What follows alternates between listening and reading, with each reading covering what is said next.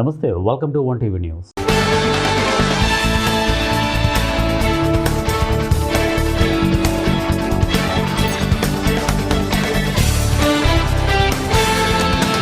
Visakha steel ప్లాంట్లో జరిగిన ఘోర ప్రమాదంపై ముఖ్యమంత్రి చంద్రబాబు నాయుడు సమీక్ష నిర్వహించారు.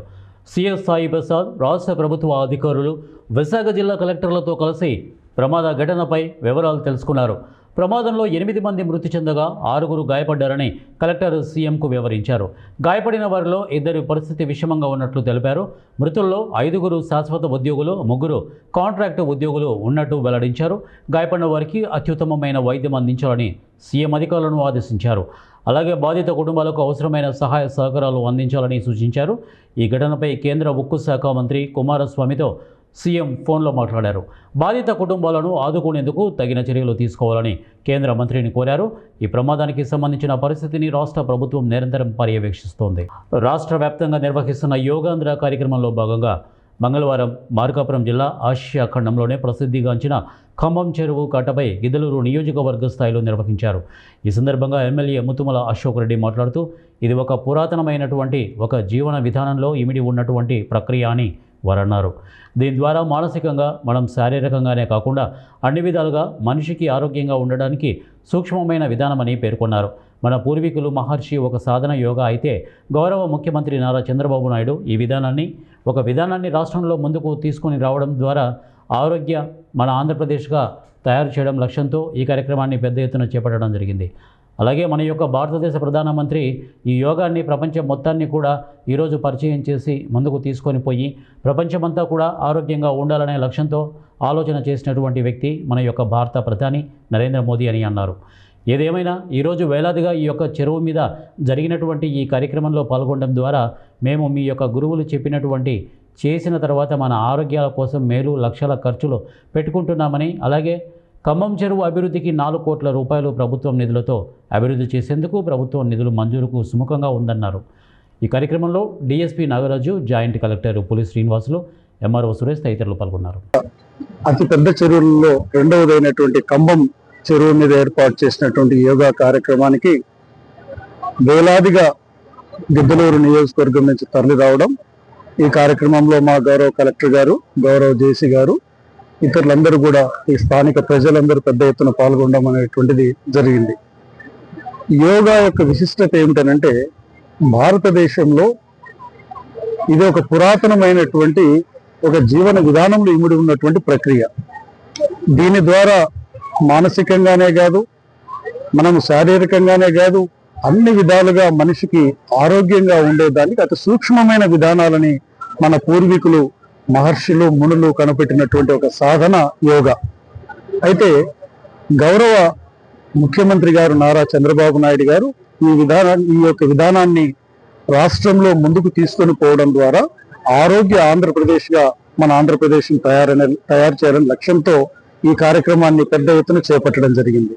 అలాగే మన యొక్క భారతదేశ ప్రధానమంత్రి గారు ఈ యోగాని ప్రపంచం మొత్తానికి కూడా ఈరోజు పరిచయం చేసి ముందుకు తీసుకుని పోయి ప్రపంచమంతా కూడా ఆరోగ్యంగా ఉండాలనే లక్ష్యంతో ఆలోచన చేసిన వ్యక్తి మన యొక్క భారత ప్రధాని గారు నరేంద్ర మోడీ గారు.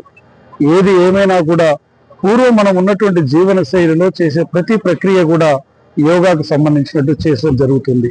ఏది ఏమైనా ఈరోజు వేలాదిగా ఈ యొక్క ఖమ్మం చెరువు మీద జరిగినటువంటి ఈ కార్యక్రమంలో పాల్గొనడము, తద్వారా మేము ఈ యొక్క గురువులు చెప్పినటువంటిది చేసిన తర్వాత మన ఆరోగ్యాల కోసం వేలు లక్షలు ఖర్చు పెట్టుకునేటువంటి దానికంటే కూడా రోజు కొంత సమయం ఈ యోగా ద్వారా మనం చేసినట్లయితే మన ఆరోగ్యపరమైనటువంటి విధానాలకు మనమే నెలకొల్పుకున్న వాళ్ళం అవుతాం. కాబట్టి దీనిని మన జీవితంలో భాగంగా చేసుకోవాలి అందరికీ సూచన చేస్తూ, కాన్ఫరెన్స్ లో మరి ప్రపంచ ప్రఖ్యాతిగాంచినటువంటి ఖమ్మం చెరువులో ఈరోజు దగ్గర 1800 మంది యోగ సాధకులతో ఈరోజు యోగాంధ్ర కార్యక్రమం నిర్వహించడం జరిగింది. వారు ముఖ్యంగా ఇక్కడ పార్టిసిపేట్ చేసిన ప్రతి ఒక్కరికి కూడా జిల్లా అడ్మినిస్ట్రేషన్ తరఫున ధన్యవాదాలు తెలియజేసుకుంటున్నాం. ఇంత పెద్ద ఎత్తున మేము ఎక్స్పెక్ట్ చేయలేదు, ఇంత పెద్ద ఎత్తున జనాలు వస్తారని. దానికి సహకరించినటువంటి గౌరవ ఎమ్మెల్యే గారు, అట్లానే వారి యొక్క అనుచర వర్గం, అట్లానే జిల్లా అధికారులు, అట్లానే టైం టు టైము మరి ఇన్స్ట్రక్షన్స్ ఇస్తున్నటువంటి గౌరవ కలెక్టర్ గారు అందరికి కూడా ధన్యవాదాలు తెలియజేసుకుంటూ మరి యోగా గురించి ప్రత్యేకంగా అది మన ప్రాచీన కళ. సో ఆ కళని ప్రపంచవ్యాప్తంగా కూడా ఈ రోజు ఆచరణలో పెడుతూ మరి ప్రమోట్ చేసుకుంటూ భారత ప్రభుత్వం కానీ రాష్ట్ర ప్రభుత్వం కానీ కృషి చేస్తున్నారు. అందరూ కూడా మన రాష్ట్రంలో అట్లనే మన దేశంలో అట్లనే మన జిల్లాలో ఈ యోగ సాధకులుగా మారి మరి వారి యొక్క ఆరోగ్యాలని ఇంకా మరింత ఇంప్రూవ్ చేసుకోవాలని కోరుకుంటూ రాబోయే రోజుల్లో మన జిల్లాలో జరిగేటటువంటి మార్కాపురం కానీ త్రిపురాంతకం కానీ రాబోయే మెగా ఈవెంట్స్ లో కూడా ప్రజలందరూ విరివిగా పాల్గొని యోగాని ఎక్కువగా అవగాహన చేసుకొని ఆచరణలో పెట్టి వారి యొక్క జీవితాల్లో దీన్ని ఒక పార్ట్ గా చేసుకొని ఇంప్లిమెంట్ చేయాలని చెప్పి కోరుకుంటూ ఆంధ్ర క్యాంపెయిన్ 2026 లో భాగంగా 14 రోజుల పాటు మనం ఈ కార్యక్రమం నిర్వహిస్తున్నాము. గౌరవ ముఖ్యమంత్రి గారి ఆదేశాల మేరకు 3 ప్రాంతాలు అంటే పర్యాటక ప్రదేశాలు, దేవాలయాలు, అదేవిధంగా థిమాటిక్ యోగా, జిల్లా కేంద్రంలో జరిగే థిమాటిక్ యోగా అనే కాన్సెప్ట్లతో ఈ కార్యక్రమం నిర్వహించడం జరుగుతుంది. ప్రప్రథమంగా ఈ రోజు పర్యాటక ప్రదేశమైనటువంటి ఖమ్మం చెరువు దగ్గర మనం దాదాపు 1000 మందికి పైగా అభ్యాసకులతో ఈ రోజు యోగాంధ్ర కార్యక్రమం నిర్వహించుకోవడం చాలా సంతోషంగా ఉంది. ఈ కార్యక్రమంలో అందరూ ఔత్సాహికులు, మహిళలు, విద్యార్థులు చాలా ఉత్సాహంగా పాల్గొని ఈ కార్యక్రమాన్ని విజయవంతం చేశారు. ముఖ్యంగా యోగా అనేది ప్రతి మనిషి జీవితంలో భాగం కావాలి. ఎన్నో రకాలైనటువంటి రుగ్మతలకు, శారీరక వ్యాధులకు, జీవనశైలి వ్యాధులకు ఈ రోజు ప్రజలు గురవుతున్నారు. వాటన్నిటి నుంచి మనల్ని మనం కాపాడుకోవాలంటే యోగా అనేది ఒకటి దివ్యమైనటువంటి ఔషధం. పురాతన కాలం నుంచి మన మహర్షులు కానివ్వండి, ఋషులు కానివ్వండి, అదేవిధంగా చాలా మంది తత్వవేత్తలు కూడాను యోగాకు సంబంధించినటువంటి ఆచరణ చేసి వారు మనం దీన్ని ఒక సంస్కృతిలో భాగంగా అందించడం జరిగింది. మరి యోగా అనేది ఒక సాధన ప్రక్రియ. ఈ సాధన ప్రక్రియను మన అందరం కూడా అలవర్చుకోవడం ద్వారా క్రమం తప్పకుండా యోగాను మన నిత్య జీవితంలో భాగం చేసుకోవడం ద్వారా అనేక రకాలైనటువంటి వ్యాధుల బారి నుంచి మనం తప్పించుకోగలం. యోగా ద్వారా మానసికంగా కాకుండా ఆధ్యాత్మిక పరంగా కూడా చాలా మేలు జరుగుతుంది. మానసికంగా ప్రశాంతత అనేది కూడా వనగూరుతుంది. కాబట్టి ముఖ్యంగా విద్యార్థులు. మార్కాపురం జిల్లా దోర్నాల మండలం కొత్తూరు గ్రామంలో పూల సుబ్బయ్య వెలుగొండ ప్రాజెక్టు నిర్మాణంలో 2వ సొరంగం తవ్వేందుకు వినియోగించినటువంటి టీబీఎం టన్నెల్ బోరింగ్ యంత్రం తొలగింపు పనులను ప్రారంభించారు. ప్రాజెక్టులోని నల్లమల సాగర్కు కృష్ణా జలాలు తరలించేందుకు నల్లమల గర్భంలో 2 సమాంతర సొరంగాలను కొత్తూరు సమీపంలో నిర్మించారు. తొలి సొరంగం 7 మీటర్ల వ్యాసం, రెండవ సొరంగం 9.2 మీటర్ల వ్యాసంతో నిర్మించారు. ఆ పనులు నల్లమల అభయారణ్యంలో చేయాల్సి ఉండడంతో వన్యప్రాణి సంరక్షణ, పర్యావరణ నిబంధనల ప్రకారం సొరంగాలు తవ్వకంలో పేలుళ్లు జరపకుండా విదేశాల నుంచి టీబీఎం టన్నెల్ బోరింగ్ యంత్రంలను దిగుమతి చేసుకున్నారు. వాటిలో తొలి సొరంగాన్ని 17.8 కిలోమీటర్లు తవ్వినటువంటి టీబీఎంను 2021లో బయటకు తీశారు. దాన్ని లోపలే ధ్వంసం చేసి విడి భాగాలను బయటకు తెచ్చేందుకు అప్పట్లో 4 నెలల సమయం పట్టింది. ఇక రెండవ సొరంగంలో 11.8 కిలోమీటర్ల వద్ద ఉన్నటువంటి టీబీఎంను బయటకు తెచ్చే పనిని ప్రత్యేక నిపుణులకు అప్పగించారు. 175 మీటర్ల పొడవు, 1000 టన్నుల బరువు ఉండే ఈ యంత్రానికి ఉండే విడి భాగాలను తొలిచే పని చేపట్టారు. దాని వెనక వైపు నుంచి ఒక్కో భాగాన్ని వెల్డింగ్తో తొలగిస్తున్నారు. అనంతరం ఆ భాగాలను టిప్పర్లో తెస్తున్నారు. పనిని 2 నెలల్లో పూర్తి చేయాలని ప్రభుత్వం ఆదేశించింది. ఆ దిశగా పనులు చేయిస్తున్నామని ఇంజనీరింగ్ అధికారులు చెబుతున్నారు. టీబీఎంలో ఉండే కట్టర్ హెడ్ను ముక్కలుగా చేసి ఆ ప్రాంతంలోనే పూడ్చామన్నారు. ఈ పని పూర్తయితేనే రెండో సొరంగంలో కృష్ణా జలాలు ప్రవహించే అవకాశం ఉంటుంది.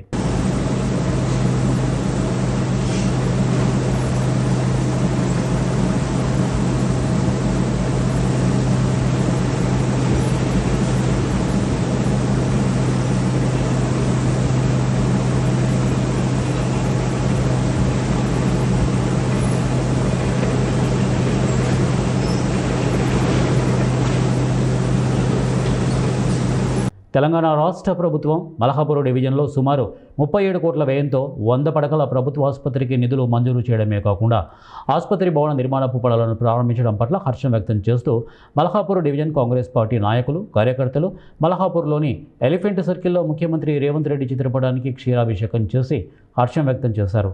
ఈ సందర్భంగా కాంగ్రెస్ పార్టీ నాయకులు మాట్లాడుతూ తెలంగాణ రాష్ట్ర ప్రభుత్వం పేద ప్రజల ఆరోగ్యాన్ని దృష్టిలో ఉంచుకొని మలహాపూర్ చౌరస్తాలో 100 పడకల ప్రభుత్వ ఆసుపత్రిని నిర్మించడం ఎంతో అభినందనీయమన్నారు. ఈ ఆసుపత్రి నిర్మాణపు పనులు పూర్తయి ప్రజలకు అందుబాటులోకి వచ్చినట్లయితే మలహాపూర్తో పాటు చుట్టుపక్కల ప్రాంతాల ప్రజలకు కూడా ఎంతో సౌకర్యవంతంగా ఉంటుందని హర్షం వ్యక్తం చేశారు.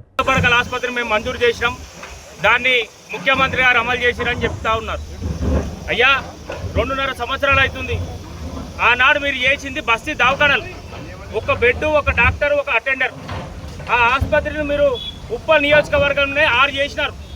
ఇవాళ ఉప్పల్ నియోజకవర్గంలో మా రేవంత్ అన్న సర్కార్లో ప్రజాపాలనలో 100 పడకల ఆసుపత్రికి 37,50,00,000 రూపాయలు మా ముఖ్యమంత్రి కేటాయించిండు.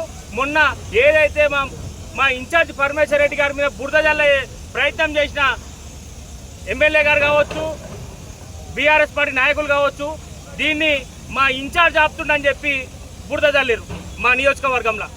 మా ఇన్ఛార్జు ఏదైతే కలెక్టర్ ఉన్నాడో కలెక్టర్కి వినతి పత్రం ఇచ్చిండు.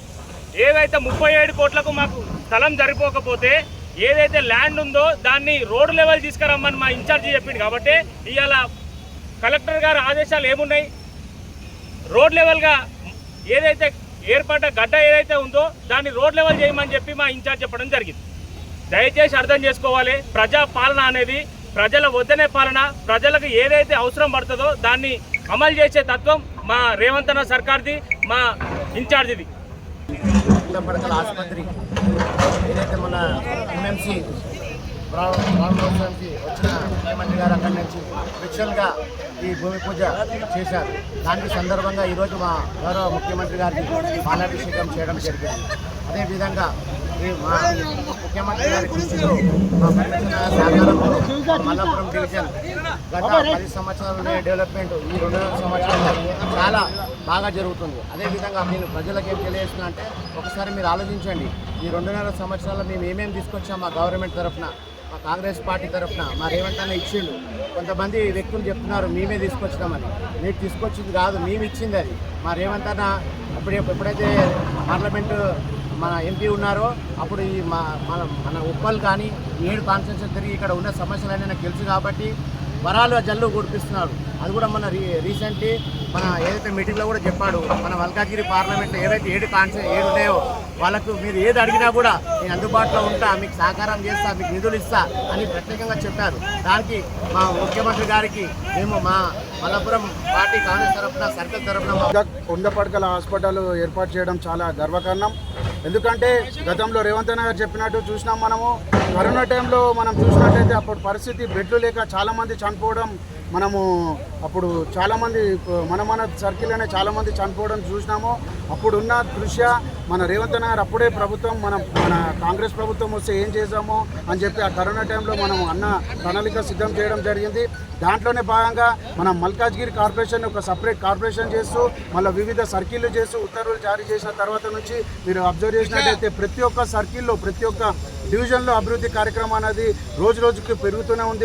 రోజు రోజుకి ఫండ్స్ అన్ని రిలీజ్ చేస్తూ ఒక డివిజన్ అనేది ఒక పెద్ద స్థాయిలో ఏర్పాటు చేసి ఒక కార్పొరేషన్ పెద్ద స్థాయిలో ఏర్పాటు చేసి డివిజన్లన్నీ పెంచి డివిజన్ పెంచితేనే మన అభివృద్ధి ఇంకా ముందుకు సాగుతుందని చెప్పే దృష్ట్యా ప్రతి ఒక్క సర్కిల్కి ఒక 2 కానీ 3 కానీ 100 పడకల హాస్పిటల్ ఏర్పాటు చేయాలనే ప్రణాళిక రేవంత్ అన్న తీసుకోవడం జరిగింది. దాంట్లో భాగంగానే మన ఉప్పల్ నియోజకవర్గంలోని నాచారం సర్కిల్లోని మల్లాపూర్ డివిజన్లో 100 పడకల హాస్పిటల్ 37 కోట్లతో ఏర్పాటు చేయడం చాలా అందరికీ మన అదృష్టం అని చెప్పుకోవాలి. ఇలాగే మన కాంగ్రెస్ ప్రభుత్వంలో మంచి కార్యక్రమాలు మన ఉప్పల్ కాంగ్రెస్, మన ముద్దుబిడ్డ, మన కాంగ్రెస్ పార్టీ ఇన్ఛార్జ్ మన శ్రీ మందముల పరమేశ్వర్ రెడ్డి అన్న గారి ఆధ్వర్యంలో ప్రతి ఒక్క డివిజన్ అభివృద్ధి పదంలో నడుస్తుందని చెప్పి ఎన్టీఆర్ జిల్లా తిరువూరులోని ఇబ్రహీంపట్నం, జగదల్పూర్ సిపిఎం, సిపిఐ వామపక్షాల ఆధ్వర్యంలో రాస్తారోకో నిర్వహించారు.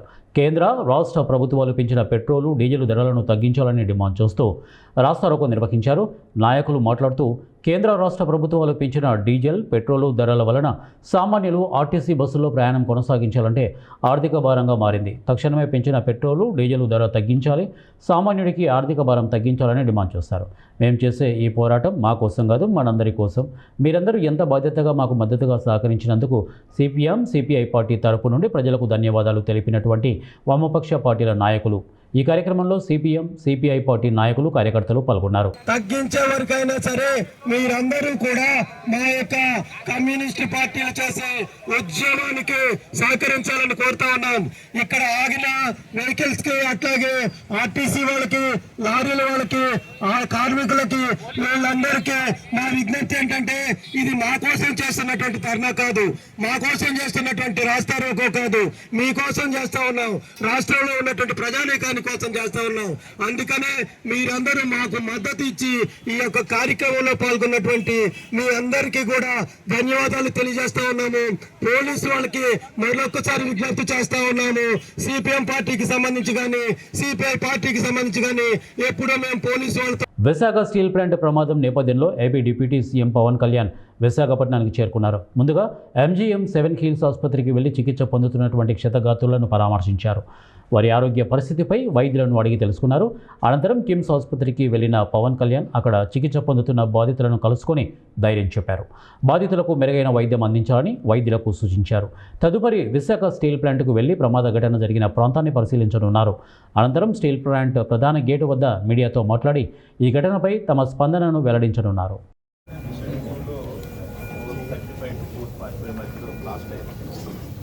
సడన్లీ లాస్ట్ అయ్యేటప్పటికి మీరు ఇంకా ఎట్లా వచ్చింది పదిహేటప్పుడు బ్యాక్ సైడ్ పడిపోయాను. ఇంకా లేచి పరిగెట్టాను. లోపు ఇంకా బయట లోపు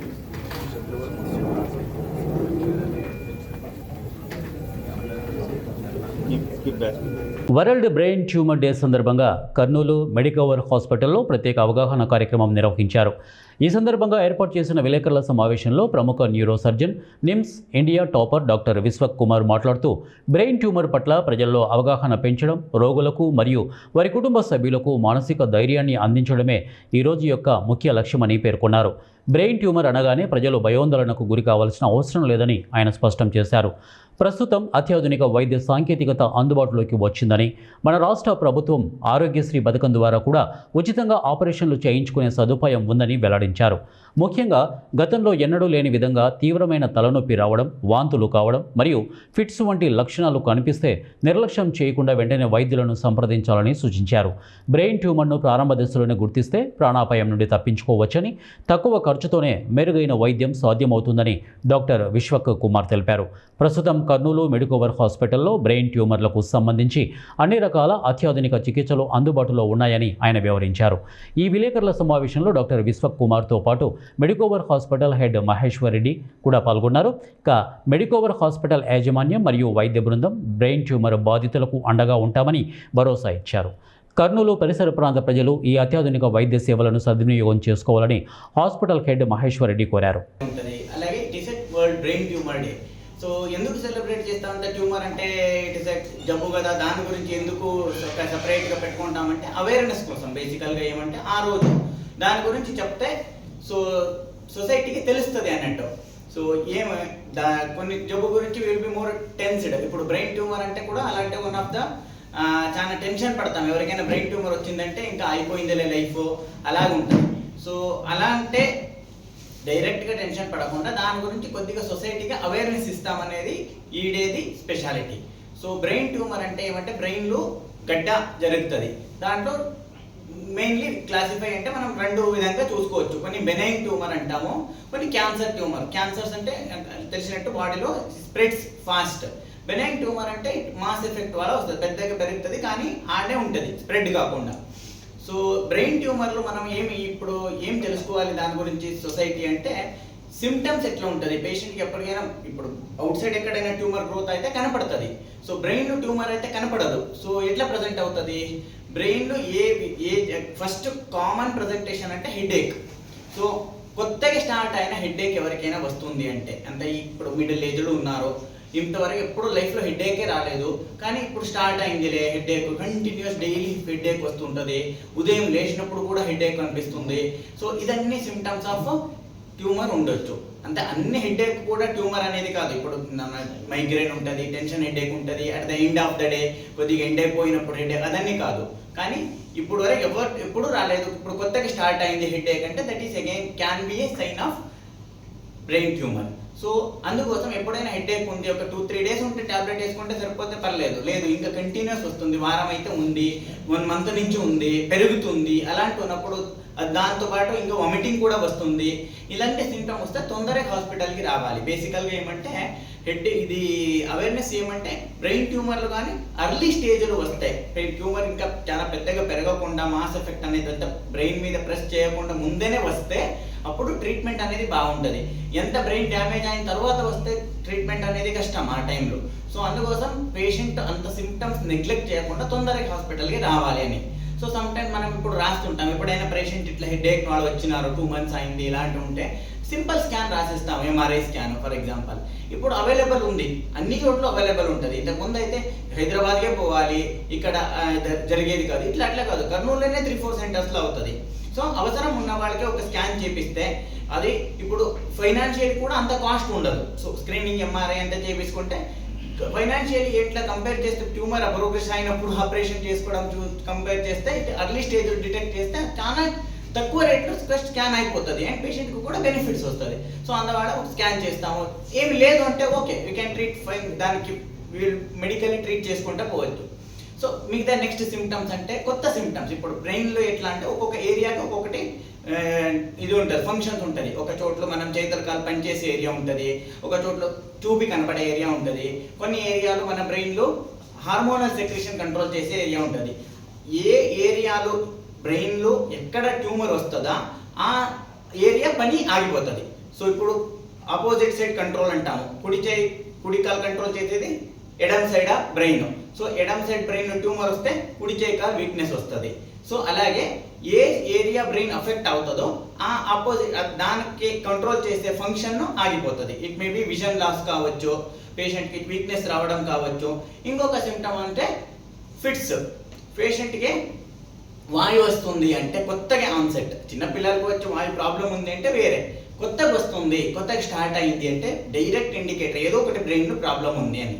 ప్రాబ్లం ఇంకొకటి ఏమంటే బ్రెయిన్ ట్యూమర్లో ఓవర్లాపింగ్ సిమ్టమ్స్ అంటాం. కొన్ని ట్యూమర్ జబ్బు ఉంటుంది బ్రెయిన్లో, ఇన్ఫెక్షన్స్ ఉండొచ్చు, కానీ సమ్టైమ్స్ డీమైలినేషన్ అంటాం. బ్రెయిన్లో ఉన్న న్యూరాన్స్లో ఇన్సులేషన్ ఉంటుంది, దాని పోయినప్పుడు కొన్ని జబ్బు వస్తుంది. ఆ జబ్బు కానీ అన్ని జబ్బు ఒక్క విధంగా ప్రజెంట్ అవుతుంది, మనం స్కాన్ చేయకుండా తెలీదు. ఆ లోపల ఏం జరుగుతుంది, ఇన్ఫెక్షన్ ఉందా, బ్రెయిన్ ట్యూమర్ ఉందా, ఇది ఉందా, లేదా చిన్న స్ట్రోక్స్ కూడా ఉండొచ్చు. సో ఇదన్నీ ఎట్లా తెలుస్తుంది అంటే స్కాన్ చేస్తేనే తెలుస్తుంది. సింపుల్ స్కాన్ ఎంఆర్ఐ స్కాన్ చేస్తే తెలుస్తుంది.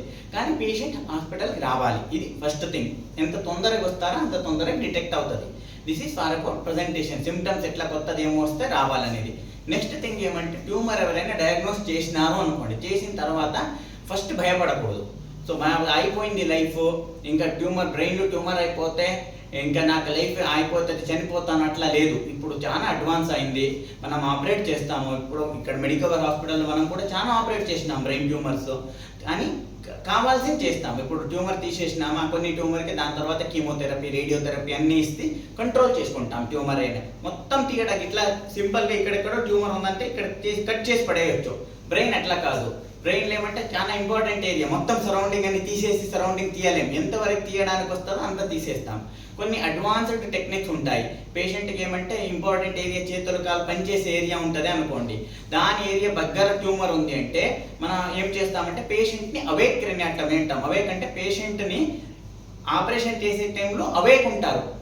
ఏం చేస్తాం, పేషెంట్ నిద్రపోకుండా పేషెంట్ అవేక్ ఉంటారు. ఏంటంటే మేల్కొని ఉంటారు. జయశంకర్ భూపాలపల్లి జిల్లా చిట్యాల మండలం జడల్పేట గాంధీనగర్ గ్రామంలో సోమవారం రాత్రి వర్షం సమయంలో రత్నసారయ్య అనే ఇంటిపై పిడుగుపడి అగ్నికి ఆహుతై ఇంట్లో ఉన్న సామగ్రి పూర్తిగా దగ్ధమైంది. పిడుగుపడిన సమయంలో ఎవరూ లేకపోవడంతో తప్పిన పెను ప్రమాదం. కట్టుబట్టలతో ఉన్నామని వారు ఆవేదన వ్యక్తం చేశారు. ప్రభుత్వం ఆదుకోవాలని రత్నసారయ్య తెలియజేశారు. జయశంకర్ భూపాలపల్లి జిల్లా కేంద్రంలోని బీఆర్ఎస్ పార్టీ జిల్లా కార్యాలయంలో ఏర్పాటు చేసిన విలేకరుల సమావేశంలో పాల్గొన్న భూపాలపల్లి మాజీ ఎమ్మెల్యే గండ్ర వెంకట రమణారెడ్డి మరియు బీఆర్ఎస్ పార్టీ నాయకులు, కార్యకర్తలు, ప్రజాప్రతినిధులు పాల్గొన్నారు. ఈ సందర్భంగా మాజీ ఎమ్మెల్యే గండ్ర మాట్లాడుతూ కాంగ్రెస్ ప్రభుత్వం ఏర్పడి 30 నెలలు గడిచింది. 2.5 సంవత్సరాలుగా గెలిచినటువంటి నాయకులు జిల్లా అభివృద్ధిని మర్చిపోయారు. గెలిచిన ఎమ్మెల్యే ఈ జిల్లా నుండి రాష్ట్రానికి మంత్రిగా ప్రాతినిధ్యం వహిస్తున్నా వారు వ్యక్తిగత అభివృద్ధి తప్ప ప్రజల సమస్యలు పరిష్కరించడంలో విఫలమయ్యారు. గతంలో నేను ఎమ్మెల్యేగా ఉన్నప్పుడు చేపట్టిన అభివృద్ధి పనులు ఇప్పటికీ ప్రారంభం కాలేదు. భూపాలపల్లి జిల్లా అభివృద్ధి పూర్తిగా నిలిచిపోయింది. అంబేద్కర్ సెంటర్ నుండి 2 ఇంక్లైన్ వరకు మరియు అంబేద్కర్ సెంటర్ నుండి కృష్ణా కాలనీ వరకు మంజూరు చేసినటువంటి నిధులను అప్పలంగా ఆయన సొంత ఊరికి పట్టుకెళ్లారు. ఇప్పటి వరకు కొత్త నిధులు రాలేదు. సింగరేణి డిస్మిస్ కార్మికులను విధుల్లోకి తీసుకోకుండా వాళ్ళ జీవితాలతో ఆటలాడుతున్నారు. ఎంక్వైరీ పేరుతో వారి భయభ్రాంతులకు గురి చేస్తున్నారు. తెలంగాణ రాష్ట్ర ప్రజలను మోసం చేసిన రేవంత్ రెడ్డి నిస్సిగ్గుగా హైడ్రాకు ఆదర్శం హిట్లర్ అని చెప్పడం దుర్మార్గం. హైడ్రా పేరుతో కూల్చివేతలు మొదలుపెట్టి పేద ప్రజలను నడి రోడ్డుపై పడేలా చేసినటువంటి రేవంత్ రెడ్డికి వాళ్ళ ఉసురు కొట్టుకుంటుందని హెచ్చరించారు. జనాభా పెరుగుతున్నది, అవసరాలు పెరుగుతున్నాయని వెజిటేబుల్ మార్కెట్ అక్కడ మన మంజునగర్ దగ్గర పనులు జరిగినాయి. అది కూడా దాదాపు 70-80% వర్క్ కంప్లీట్ అయింది. అది అక్కడనే ఉన్నది. అదేవిధంగా భూపాలపల్లికి ఒక మెడికల్ కాలేజ్ తీసుకొచ్చి మెడికల్ కాలేజు, దాంతోపాటు హాస్టల్ బిల్డింగ్స్, సపరేట్ మరొక హాస్పిటలు, మరి ఇవన్నీ కూడా నిధులు శాంక్షన్ చేసి టెండర్ కూడా పిలిపించారు. మరి ప్రభుత్వం మారంగానే వర్క్ క్యాన్సిల్ చేసిళ్ళు. ఇక్కడ ఇంత అవసరం లేదని చెప్పి ఉన్న హాస్పిటల్ మీదనే ఒక ఎక్స్ట్రా ఫ్లోర్ వేసి చేతులు దుప్పుకునే ప్రయత్నం చేసిండ్రు. మరి గతంలో సింగరేణి క్వార్టర్స్లో మరి 1000 క్వార్టర్స్లో కొంతమందికి ఇచ్చినటువంటి కేటాయింపులే తప్ప ఈరోజు విద్యార్థుల సంఖ్య పెరుగుతున్నది తప్ప ఫెసిలిటీస్ పెరగడం లేదు. దానివల్ల విద్యార్థులు ఇబ్బంది పడుతూ ఉన్నారు. హాస్పిటల్ పరిస్థితి చూద్దామంటే రోజు హాస్పిటల్ యొక్క నమ్మకాన్ని వమ్ము చేస్తూ ఉన్నారు. ఇక్కడ ఉండేటువంటి మరి అధికార పార్టీ నాయకుల యొక్క పర్యవేక్షణ లేకుండా ఉండడం వల్ల నీళ్లు మన ఎండాకాలంలో కనీసం మూతి కడుక్కుందామంటే, నీళ్లు తాగుదామంటే, టాయిలెట్కి పోదామంటే లేకుండా ఉంటే టాయిలెట్స్కి లాకేసుకొని పోయింది. కనీసం నీళ్ళు ఇచ్చలేనటువంటి పరిస్థితి. అంటే ఏ రంగంలో చూసినా వైఫల్యాలు చాలా స్పష్టంగా కనబడుతూ ఉన్నాయి. ఈరోజు భూపాలపల్లి మున్సిపాలిటీలో ఎలాంటి అభివృద్ధికి మరి జరగడం లేదు. జరగకపోగా ఇప్పుడు ఇచ్చినటువంటి పాలకవర్గం వాళ్ళ యొక్క ఆగడాలకు మరి ఈరోజు ఇష్టానుసారంగా వ్యవహరిస్తున్నారనేది మరి చర్చ ప్రజల్లో జరుగుతూ ఉంది. భారత రాష్ట్ర సమితి గెలిచినటువంటి కౌన్సిలర్స్గా గెలిచినటువంటి వాళ్ళ మరి వార్డులలో వాళ్ళకి రావాల్సినటువంటి పర్యవేక్షణ కానీ, వారికి శానిటేషన్ కానీ, డ్రైనేజ్ వ్యవస్థ కానీ ఇవన్నీ కూడా మరి లెఫ్ట్ హ్యాండ్ లాగా చూస్తూ ఉన్నారు. అంటే అక్కడ సరైన పద్ధతి చూడండి. ఇవన్నీ ఈ భూపాలపల్లి పట్టణానికి సంబంధించినవి. ఈ నియోజకవర్గం యొక్క అందసందమైన చూద్దామంటే శిలాపలకాల మీద ఉన్న మోజు పనులు చేయించడంలో ఇక్కడ ఉండే ప్రజాప్రతినిధులకు ఎలాంటి చిత్తశుద్ధి కనబడడం లేదు. ఆర్భాటం అద్భుతంగా చేస్తూ ఉన్నారు. ఆర్భాటాలకు మాటలకేం తక్కువ లేదు, కానీ చేతలకు మాత్రం మాటలేమో కోటలు దాటుతున్నాయి, పనులేమో ఇంటి దర్వాజా కూడా దాటడం లేదు. కాబట్టి మా బాధ్యత ఏంది? ప్రభుత్వానికి ఒక హెచ్చరిక చేయడం, ప్రజల ద్వారా, మీడియా ద్వారా, మీ ద్వారా ప్రభుత్వానికి ఒక మెసేజ్ పంపించాలనే ఉద్దేశంతో ఈరోజు మాట్లాడుతూ ఉన్నాం. సమయం హాఫ్ ఆఫ్ ది సమయం మీద అయిపోయింది, మిగిలింది సగం సమయం ఉంది. ఆ రోజు నేను కేటీఆర్ గారిని ఒప్పించి భూపాలపల్లి పట్టణం గుండా పోయేటువంటి నేషనల్ హైవేని బైపాస్ చేసి పక్కనుండా తీసుకెళ్లేటువంటి ప్రయత్నం చేసిన. ఏం జరిగింది? 2.5 ఏళ్ళైంది, ఇప్పటి వరకు భూసేకరణ లేదు, నేషనల్ హైవే బైపాస్ రోడ్డు ప్రస్తావనే లేదు. ముఖ్యమంత్రి ఏమో చాలా అద్భుతంగా చెప్తాడు, పట్టణాలు ఉన్న దగ్గర మేము బైపాస్ చేస్తాం, బాగా అభివృద్ధి చేస్తామని. మాటల వరకే పరిమితమైంది తప్ప ఈరోజు వరకు కూడా ఎలాంటి పురోగతి జరగలే బైపాస్ విషయంలో. ఇవే బులెటిన్ అప్డేట్స్. నెక్స్ట్ బులెటిన్లో కలుద్దాం. Until then keep watching ONE TV news.